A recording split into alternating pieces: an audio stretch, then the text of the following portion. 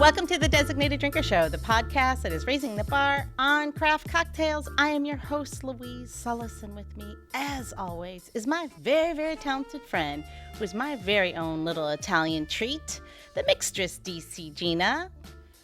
Hi, Louise. Hi, Gina. How are you? I'm good. How about you? You holding in there? I mean, yeah, I gave myself a haircut at home. I don't recommend it. So, I don't know if your Italian treat is so treatable, but this is my new coif. It looks great. So I hope you're excited. Great. I'm very excited. Seeing you virtually, I have to show you, right? I know that's the only way we see each other. We were like ships in the night the other day. Yeah, well. Timing sucks. Someday I won't hold my breath though, because I'll pass out for sure. All right, so I got a little quiz for you, Gina. So what do John Barbados, Lucille Ball, Joe Louis, Anita Baker, Jimmy Hoffa, Sonny Bono, and both professional wrestlers, Sergeant Slaughter and the Iron Sheik, have in common with Henry Ford? I got nothing. What do you got? They all hail from the great city of Detroit. That's Detroit, Michigan. Okay, so here's another one. Let's see if I can stump you again. What do Charles Lindbergh, Stevie Wonder, Francis Ford Coppola, Marvin Gaye, Della Reese, Madonna, Marla Gibbs, and if you don't know who that is, that's Florence from the Jeffersons, and both Republican presidential nominees, Mitt Romney and Thomas Dewey, have in common with George Clinton, not to be confused with Bill Clinton? I got nothing. Again, good old Detroit. I'm not that volunteered something. Not that creative, Gina. I got one more for you, and see if you get this one. Well, you never know. Detroit. So yes, it was Gilda Radner, Jerry Bruckheimer, Soupy Sales, Christian Bell, Eminem, Alice Cooper, the White Stripes, the Four Tops, the Romantics, the Supremes, the Temptations, and Aretha Franklin. Yes, they all hail from the great city of Detroit, Michigan. Now, where is Whitesnake from, though? If they did have a hit, and is that not? It's got to be New Jersey. I don't know. I mean, I feel like they bring them in. Are they from Detroit? I would think they're from like your neck of the woods, like Long Island. Island, absolutely. Jersey. Yeah. So let's go back to the Midwest, good old Midwest.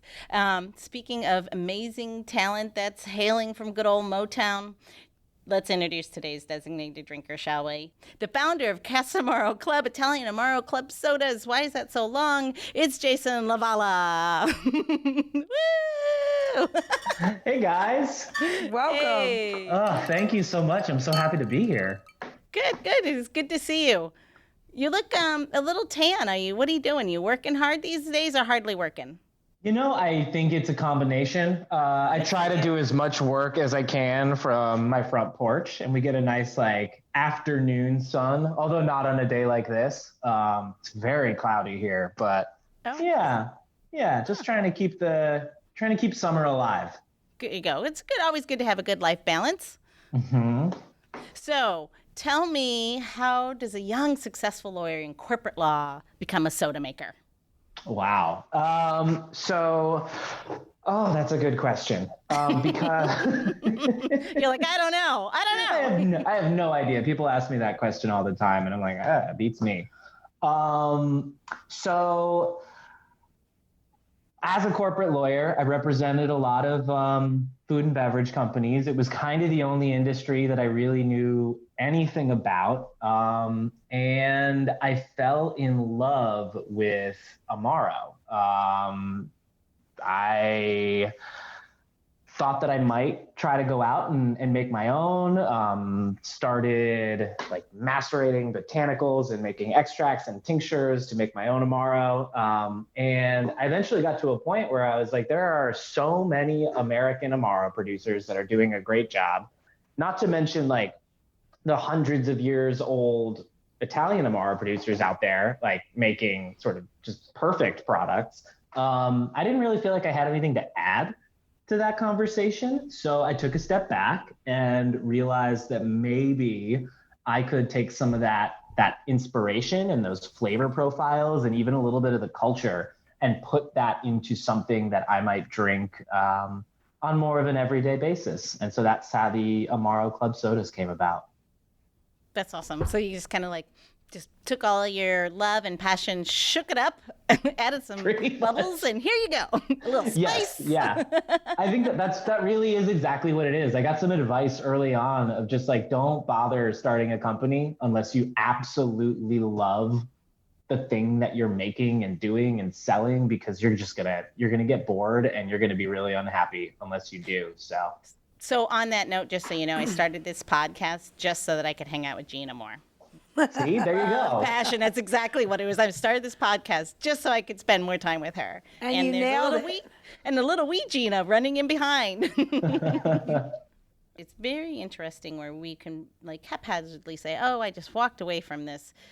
Obviously something that you spend a lot of time, a lot of effort, a lot of energy going into, and being actually a very young person, made that decision early on that it wasn't just right. Where did you find that? Where did that fear of free falling, where did that come from? Where do you think that was? That's a mustered that strength. Yeah, I'm going to talk about that with my therapist. I honestly, for me, it came from, I just started to notice that I wasn't happy. I didn't enjoy being a lawyer. And it's just not a profession for everyone. And when I sort of like sat with it and thought about how it was making me feel on a day-to-day basis, I was just like, you know what? I'm not really as interested in all this as I thought I would be. And so taking a step back and thinking I would want to do something a bit more creative and sort of variable day to day is really what drove the decision to jump ship and try to start my own thing. No, it's very brave, and I applaud you for it. It's just, so I know that there are quite a few people, especially creative people, who are like stuck on what they're supposed to, or what they should do, as I do air quotes, as opposed to what they really love to do. And I always, what you said earlier, I totally agree with. I always say, if you don't dream it, sleep it, eat it, bleed it, sweat it, you're doing the wrong thing, because you're just never going to be amazing at it. You might do well, but are you living that fuller life that one would all hope for? So I applaud you for figuring that at such a young age. It took me a while. Thank you very much. I sometimes wish that I had figured it out sooner, but I've sort of come to believe that all these things they start to happen at the right time, and I'm very happy with where I ended up. So, well, you don't wake up every morning going, I wish I were a corporate lawyer. Right? I'm going to assume. I'm assuming you don't, because you jumped ship, right? Like you don't go, yeah. God, I wish. So, yeah. I miss the people that I worked with, but I don't miss a single other thing about it. Yeah.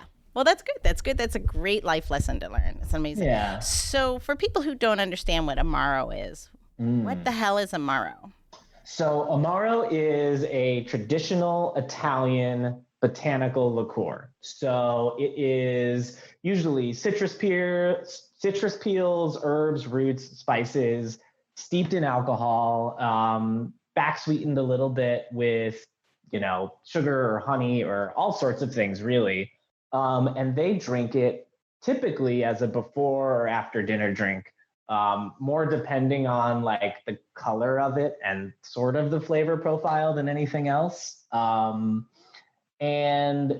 so, yeah, I kind of took some of the signature botanical notes that I might get from certain Amaro and used those as like a baseline for, if I'm going to make a flavored seltzer, I don't want it just to be grapefruit. I want it to be grapefruit and cinnamon and allspice and rhubarb root and all sorts of stuff to kind of bring together a more full, complex, and satisfying flavor profile. That's awesome. That's awesome. So Gina, should we jump in? Should we try this?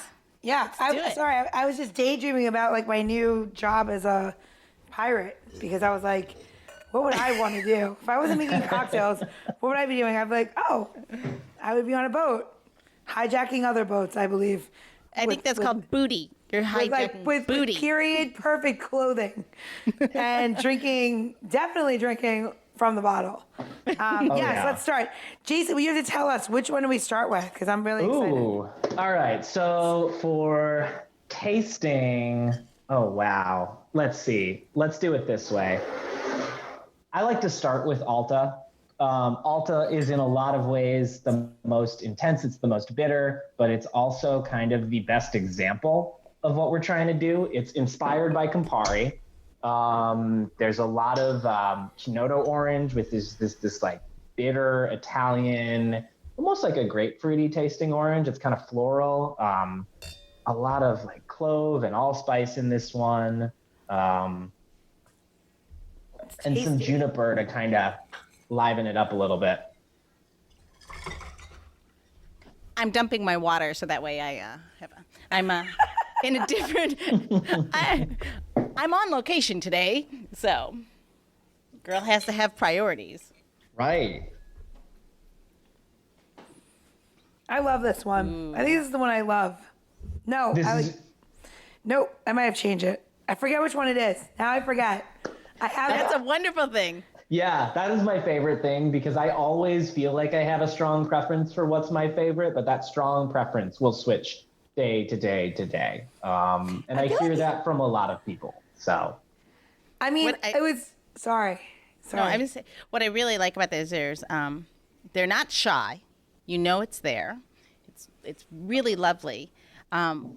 But it's not heavy either. It's not like there's no syrupy flavor. There's a really nice mouth feel. Like, again, it's not shy. You know she's there, but she just, exits ever so slightly. Yeah. But don't you like how your mouth is? So here's what I love about Amaros. And you totally nailed it. Some you drink because of the before and after, but they're all about either making you hungry or helping you digest your food. So that's like the whole idea of Amaros, digestees, bitters, whatever it is, right? Yeah. What I love about this is that the bark that's in here, the Chinotto bark, literally does the same thing all the time to me. It like always makes my mouth get like really rounded and like wet. Yes. Yeah. It's very like puckering, and for me anyway, that's something that I don't know, I just really, really enjoy that sensation. And it's not something that you can get in like a typical, like a flavored seltzer, or even a lot of sodas, which can be pretty complex, but are usually weighed down with all that sugar that it doesn't quite work the same way. So do you like ever just, drinking the sodas, just like, staying on the non-alcoholic thing, like just like mess around putting in like just like fresh, I don't know, herb, peel, orange? Because for me, this screams, I want an orange peel, which I just put in there. Yeah, one of my absolute favorite things to do, and one of my favorite ways that I see it presented at bars is, somebody asks for a mocktail, they say not too sweet, and I think that can create a lot of trouble, because it's like, how many tools do you really have in your tool belt that can fit that need? And so this, with a garnish, anything from, an orange peel to, I really do like an orange peel with this one. And like dress it up in a wine glass, maybe throw some ice in there, maybe not. I think there's just a lot of ways that you can dress up the presentation and make it feel, I think, as special as, well, at least as special as I think it tastes. I think what it does, it makes it more of an experience. Yes. Yeah. And there's my big girl advertising words. My brand. I like it. It's an experience. All right, next one. What are we going next? I'm ready. So next, I like to go to Onda. Onda is the weirdo of the group. Onda is there we go.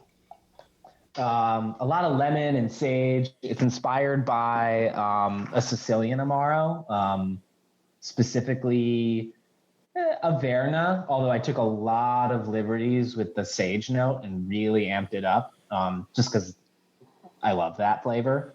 And it extracts so nicely.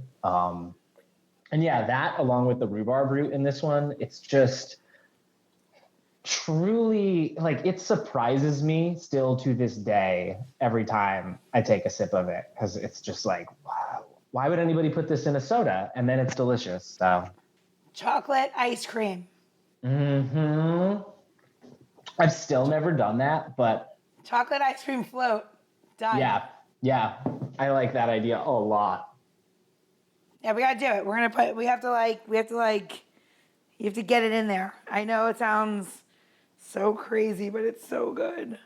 I've tried Sarah with chocolate ice cream, and it's delicious. But I don't think I would have put together sage and lemon and chocolate if you hadn't mentioned it first. Yeah, we did. I made an Averna milkshake for a pairing with a little bit of basil. So fresh basil, Averna, chocolate, put it in the blender, mixed it, and that was a finishing drink. And it was honestly inspired by, so silly, the grasshopper. You know, like that cocktail, the way that it drinks. Yeah. And we put it all together, and we did that as a last course with a chef pairing, and it's really lovely. And this just reminds me of that.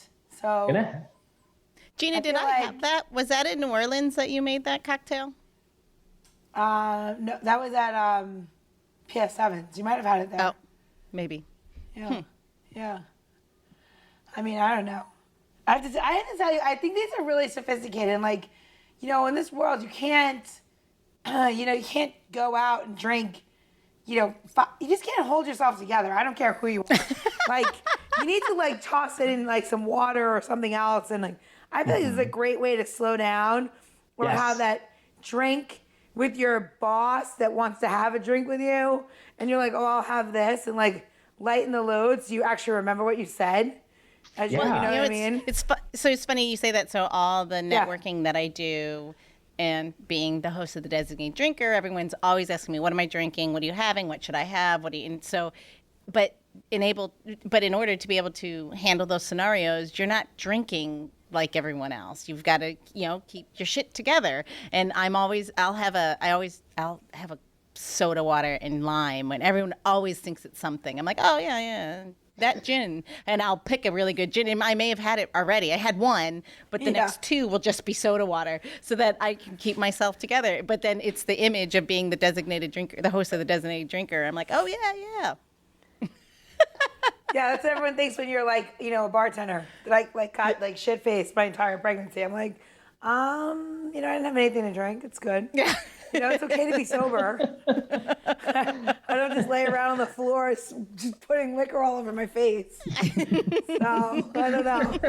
As much fun as that sounds like. I mean, if you knew me in my 20s, maybe I did do that once or twice, but now I'm a responsible mother, so. Yeah, we just missed it. Yeah. Just missed it. And if Tales of the Cocktail ever comes back, who knows what happens in New Orleans. All right. Well, we never talk about what happened. Yes. Okay. I'm ready for the next one. All right. Next one I like to do is Capo. Capo I like to call the easy one because everybody likes it. I've never. Oh, that was Gina in her 20s. That's true. Can we edit out me laughing to that? No, it's fine. It's funny. Yeah, I love this one because it's like it's got that like it's a little bit more of like a very pleasing, softer citrus thing with a lot of like mint and chamomile, and it just gets this really like pleasant. It reminds me the most of a sort of conventional soda. Somebody described it once at a like a grocery store tasting. Somebody picked this up and tried it and was like, "Oh, that tastes like fancy Sprite." Yeah. And now I can't get that out of my head, and I kind of love it. Go ahead. Sorry. I would say, as you were saying and you're describing it, and I was tasting, I was like, what am I tasting? And chamomile was the first thing that came to mind. And you addressed, as you said it, and I was like, that one I definitely spoke to me. I really enjoy this one. Thank you. I like the salinity of this one. I like that little finish, like soda's made with traditionally bicarbonate in there, and you're using the salt this way. It's like, such a good use, like smart, very smart. Thank you so much. Yeah, I think that plays off the cardamom really nicely in this one. Like they kind of both hit me right at the end, and it just like it creates this really nice pop. Did you use green cardamom, or what kind of cardamom did you use? Green, yeah. Okay. Yeah. Well, there are so many cardamoms. Right. People yeah. are like, yeah. Yeah. There's definitely a pop here. Definitely a pop. That was a nice way of putting it. Not a Michigan pop, but a pop. No, that's people. When I tell people that I run a soda company, they're like, "Don't you mean pop?" I'm like, well, yeah. Let's have a conversation. Yeah, I learned that because Gina, did you know that I went to school in Detroit? So I have a little bit of back knowledge there. Been a long time. Wait a minute, you went to art school in Detroit, right? Yep. That's right. Center for Creative Studies, right down the street from Wayne State College. I knew that. I remember that. Yep. You live so many places, Louise. It's tough. It's the only way you stay ahead of the law. I mean, I know. Are you on the lam? I feel like you might be. I'd never ride a lamb. So what's the last one? The last one is Sarah. It is our after hours club soda. It was sort of originally inspired by a friend of mine runs a bar here in Detroit, and he always likes to keep a bottle of Aperol around that's been infused with cinnamon. And he'll use that for like a signature cocktail on his menu, but in like an Aperol spritz, it's this really incredible kind of like nighttime settling version of what I typically think of as a daytime drink. So yeah, the goal with this was to sort of take the Aperol spritz and turn it on its head with something just like more soothing and yeah, I don't know. It is. It's the orange blossom, and it's like it's just like mellow. It's nice. It's really nice. Yeah, and even I think that this might just be like there's no lavender in here, but something about I think the color of the label always makes me taste lavender in the drink. Funny how branding works, even when it's your own. Right? Yeah, this stuff, it gets in your head. What I like about this one, and you say it's nighttime, it makes me think of like when you have, a cup of tea at night, hot cup of tea, like something that it's kind of soothing, maybe, brings you down a notch. Like, you're getting ready to hopefully go to sleep some nights. This is what that kind of reminds me of, that very comforting, just kind of cozy up kind of, but yet effervescent, which is kind of funny. It feels like you said, it is like going to bed, going to sleep, calling it a night, but then it kind of dances on your tongue still. So it's kind of a, I feel like it's like a little opposite for me. I feel like, I don't know, I would put like some gin in it. Just, I don't know, it's kind of delicious. My mom really likes this one with gin, and I've never quite understood it, but maybe because I've never actually tried it before, if I'm being totally honest. Have you ever tried, like an Aperol spritz, right? What does it have in it? It has soda water and champagne. Have you ever mixed this with champagne? Never champagne, but there is like a cool wine bar here in Detroit that was doing a cocktail with these, and they would always alternate the wine. Sometimes it would be like a really funky, like Jura wine. Sometimes like use a pet nat. Had a lot of fun sort of trying. Oh, like a Gruner Veltliner with this would be insane. Oh my God, yes. Because of that flavor profile. What is that, Gina, for our listeners? What kind of wine? Gruner Veltliner is it's a wine that's found in the Alto Adige region of Italy and Austria, and it has a lot of chamomile notes already to it, like naturally, and it's just a really beautiful. It's a nice wine, and if you're ever in Alto Adige or parts of northern Italy or part of Austria, like it's very normal to go to a restaurant and they give you a big pitcher of soda water to drink with the wine, and you just put the soda water and just keep drinking it over ice. So, and chamomile. They'll give you some chamomile throw in there too. Oh, interesting. Yeah, it's just a thing. And then you have schnitzel in Italy, and you're like, schnitzel's not from Italy, but then it is on one side, and then it's not on the other. Well, those lines have been blurred so many times. Who owned what when? God, it's when you share, it's when you share a schnitzel with somebody. I was gonna say schnitzel soda, and then I was like, I can't get it all out. I don't know. See, folks, it is a real podcast. I screw up all the time on the show. Whatever. Oh, we always do. The good thing is half the time they edit us out. So, Jason, where would someone find your product? How are you? I know you're working through local bars, but how would somebody get it if, unfortunately or fortunately, they don't live in Detroit? Yeah, so we are available in a few select markets, but for the most part right now, the easiest way to get us is to order online. Our website is www.casamaraclub.com, or you can find us on Instagram at Casamara Club.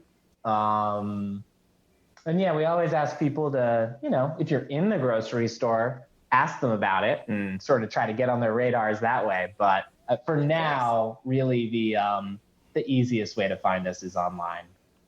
Awesome. Well, and the other good thing is our listeners know to go to designateddrinker.show, so we'll make sure that we have all of the links there as well as in all the episode notes. So that way it'll be easy to find you because they are very delicious. And if you can get them online, they should, because I've never had a product like this ever. I don't so know. Good. I don't think there's a product I could say, oh, it's something like it's delicious. They're all delicious, and I have my favorite, but it's kind of like it depends on the mood, right? Like, yep. So intensely personal. Yeah.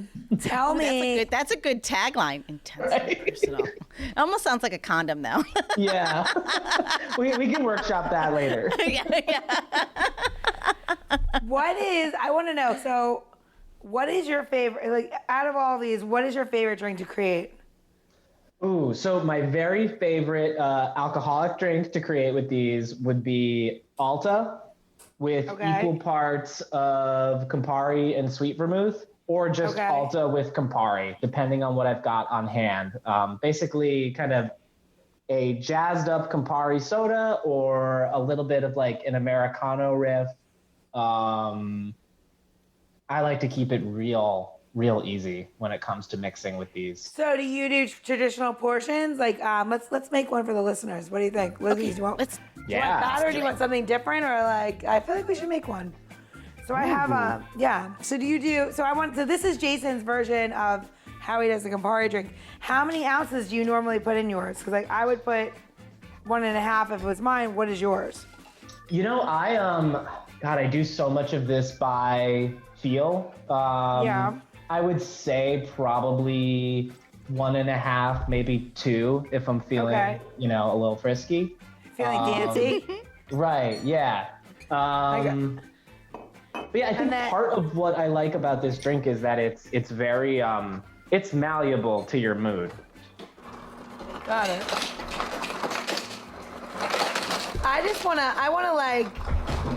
I want to experience what you experience from it, because I already know that I want to do something with a little bit of whiskey. Okay, More like a Rickey-ish kind of drink. It's also hot here right now. So let's do this, and then we're going to put on here the, sorry, you said the Alta, right? Yes. We're going to do the Alta. How pretty that looks. And then we're going to finish with an orange peel or an orange slice. I would typically do an orange peel. Well, let's do it. I lost all my citrus in the move. I just moved in the last couple of days, so I don't have any citrus. How does one lose their citrus? You forget to unpack it for a few days. Shit just started rolling away. It was like, hell no. Yep. It's really lovely. It's pretty. We're gonna do a little. Oh my gosh, it smells so good. We're going to do a side-by-side now, and now I'm going to do my version. So you have that drink, and I'm going to do what I think would be really lovely. Okay. I mean, I don't know. Maybe it won't be. I don't know. I think it will be. So I love your weirdo. I think it's like super delish. I feel like this is something that I want to do with it. I want to do a little bit of, we're going to use Long Branch whiskey. Louise, you going to make a drink today, or what are you doing? I did. I already have mine. Look. Oh, you made yours with the Campari too? I did. Oh, okay. So I am going to take 1 ounce of a little bit of Long Branch bourbon, which I find to be really quite lovely. I have a little bit of time to think about it. And then we're going to do a half a lime. And we're not going to get that fancy with this. We're just going to squeeze the half a lime into here. And we're just going to drop it in the glass, leave it. And then we're going to get a little bit of crushed ice. Then I'm going to put it on top of there. And I don't know how to fix my ice in my own house, so bear with me. My refrigerator is like, what are you doing? Why are you here? I know. It's like, you don't actually come here that much, so what are you doing? All right. Hello. We're done here. All right. So we're going to put some ice in here with that. And you're lucky my kids are being really quiet, so I might be able to enjoy this. So here's what I would like if you're going to do this drink at home. I want you to take basil and put it into the ice prior to pouring the soda, because I really want that like flavor profile to like just hit like all of like the carbonation to hit the herb in here, so it really like plays off of that brightness. So we're just gonna drop this in, put it on top, and let all the carbonation and the basil do its thing. And I'm sad that you can't smell this because it's insane. It's like so aromatic, and it's bringing out all the flavors and the juniper and the different flavors in here. And you might think, oh, it sounds like, juniper, you should just put gin with it. But it's really kind of perfect for a Rickey type cocktail. So, wow. So we kind of switched it up a little bit. So yeah, that was perfect. We have both. And I think that's it. I don't know. I'm going to just drink my drink. So. Really? I'm very excited to try that, because I'm always a little bit, I don't know, I'm sometimes hesitant to mix with bourbon, or at least make up my own drinks with bourbon. And that sounds like something that's really easy. And like, if I like it, I can play around with it a little bit and have some fun. Maybe learn a thing or two from you. The basil is crazy with it. I bet. So, Gina, you use Long Branch. What would you say the characteristics of that whiskey are? Do you think that works really well? It's herbaceous. It's a very herbaceous bourbon whiskey, which is like kind of what you need. Like if you're going to use whiskey with it, I wouldn't use something that's really strong and like you'll never taste the soda. You know what I mean? You want something that's like a little bit on the lighter side. Rye would be really good. Something that's a little bit more floral. You want to like stick in the floral side of things. Don't go like super smoky. Like if you're gonna use Scotch, I would use more like a heather or a peaty kind of Scotch. So you get like a really nice flavor with it. But like so lovely with the Scotch and soda, and you're getting into the Scotch season as you're progressing into fall or in the end. So I feel like that's just like a natural thing to do with this. Like so easy. I love that idea. I cannot wait to try. Like it's 62 degrees outside right now. Oh my goodness! Like really? It might be a Scotch night. Yeah, I don't know what's going on. It's a little bit concerning. It's called climate change. You're right. Oh yeah. No. Forgot about that. No, it's called that the environment's taking back. So it's probably how it used to be 10 years ago, 20 years ago. Mm-hmm. Yeah, I remember. Remember when you used to go back to school and it got cool out?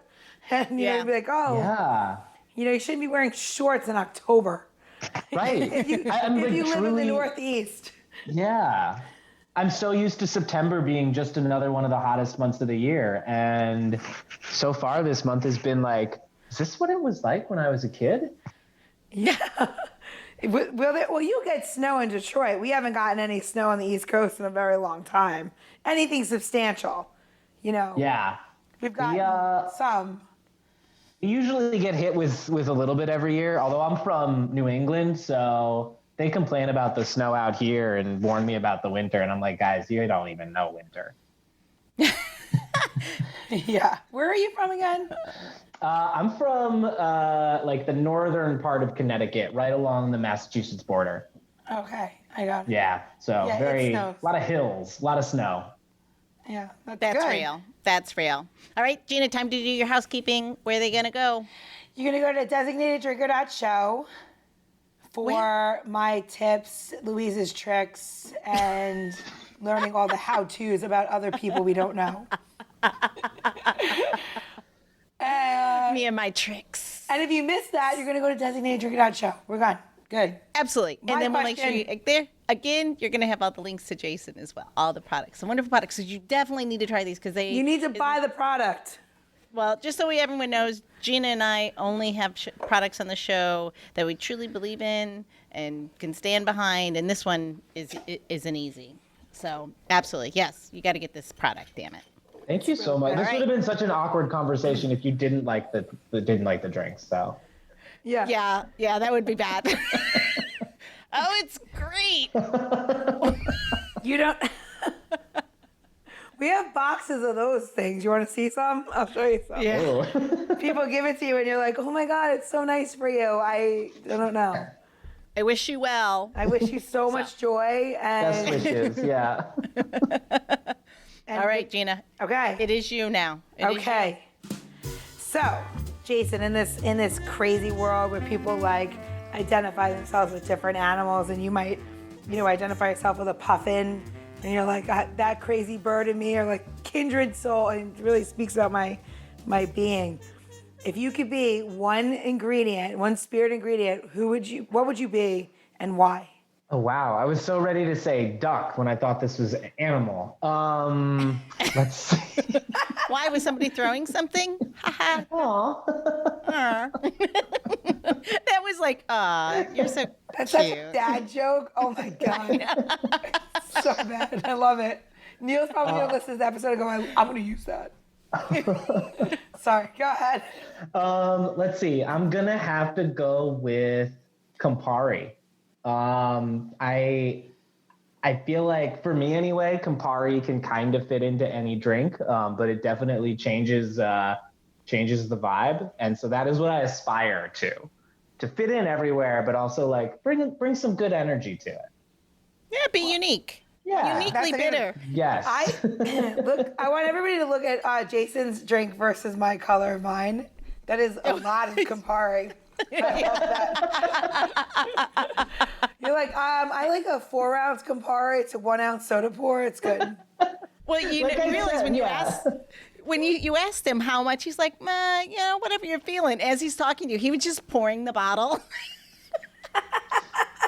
Hey, last time I checked, you got one liver. You burn it out on whatever you need to. Right, and I'm pretty sure it's 5:00 here by now. So Hey, Absolutely. And you know what I was gonna say? I know a bunch of Italian people that they are about to cross the threshold of being like 100 and 105, and still live in Florence, still drink regularly, still take a nip of their aperitif in the afternoon, and these are old people that just literally laughed at COVID and it was like whatever. So there's something. It must be all to the it. Amaro. I'm serious. There's something to it. There is something to the life. I am 100% with you on that. Like, I think there are so many like functional, like this will fix you kind of drinks, like soft drinks out there right now. But like, I don't know. The Italians have been drinking Amaro for hundreds of years and they seem to be doing all right. So I'll stick with what we know. Yeah, it's one of the you go. oldest civilizations in the world. So Right. there you go. Unless you move to like Japan or Korea and start drinking like sochus and all. I mean that'll wouldn't be put against some that. hair on you. Yeah. Yeah. That's when you grow hair when you're 95 and you're like, oh, I didn't know I could grow hair out of my eyes. Like, that's fine. Goals. Yeah. It's like I didn't realize I lived long enough that hair is growing from my eye ducts. That's okay. Okay, on that note. Okay. All right, Jason, thank you so much Oh, for all cheers. these amazing products. cheers to you Cheers. and all the success, and can't wait to see what else you've got up your sleeve, because I'm going to tell you, brother, this stuff is great. Cheers. Thank you guys so much. Ciao. Bye. Ciao.